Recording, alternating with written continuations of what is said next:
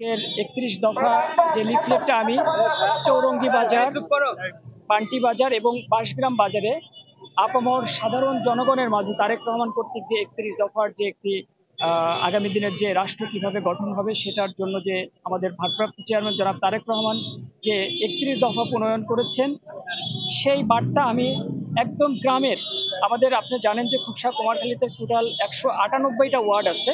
এই ১৯৮টা ওয়ার্ডের প্রত্যেকটি গ্রামে এবং প্রত্যেকটি মানুষের কাছে আমি আমাদের ভারপ্রাপ্ত চেয়ারম্যান জনাব তারেক রহমানের এই বার্তাটি আমি পৌঁছে দিতে চেয়েছি।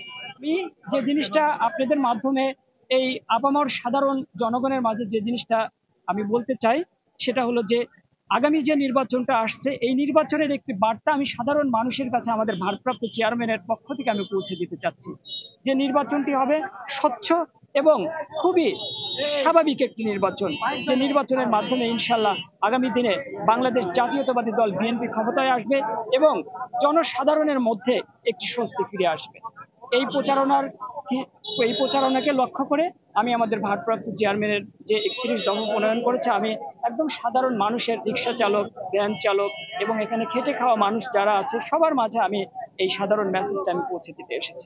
মুহূর্তে তারা নির্বাচন যে জন্য চাচ্ছে না, বিএনপির একটি ব্যাপক জনপ্রিয় দল বিএনপি, তারা সুনিশ্চিতভাবে জেনে গেছে যে আগামী যে নির্বাচনটা হবে এই নির্বাচনে ইনশাল্লাহ বিএনপি ক্ষমতায় আসবে এবং বাংলাদেশের মানুষের যে আস্থা এবং সাধারণ মানুষের যে ভালোবাসা বিএনপির প্রতি এবং আমাদের ভারপ্রাপ্ত চেয়ারম্যান জনাব তারেক রহমানের প্রতি ব্যাপক, এই ব্যাপক ভালোবাসার প্রেক্ষিতেই তারা বুঝে গেছে যে আগামী যে নির্বাচনটা হবে এই নির্বাচনের ধানের শীষের বিজয় সুনিশ্চিত।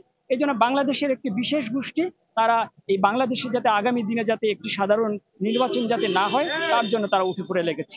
এবং আমি আপনাদেরকে দৃঢ়ভাবে এবং খুবই একদম মনোবল নিয়ে বলতে চাচ্ছি, আগামী যে নির্বাচন হবে এই নির্বাচনে বাংলাদেশকে নিয়ে যে পক্ষই যত ধরনের ষড়যন্ত্রই করুক না কেন ইনশাল্লাহ ধানের শীষের বিজয় সুনিশ্চিত।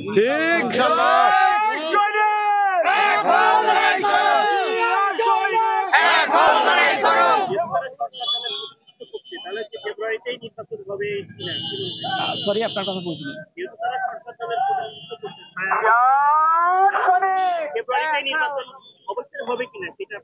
আমরা একদম নিশ্চিতভাবে আমরা এটা আশা নিয়ে আছি। শুধু আমরা না, বাংলাদেশের সাধারণ মানুষ বিগত 17টি বছর, প্রায় 2 যুগ ধরে তাদের সাধারণ যে ভোটাধিকার সেটা হারিয়ে ফেলেছে।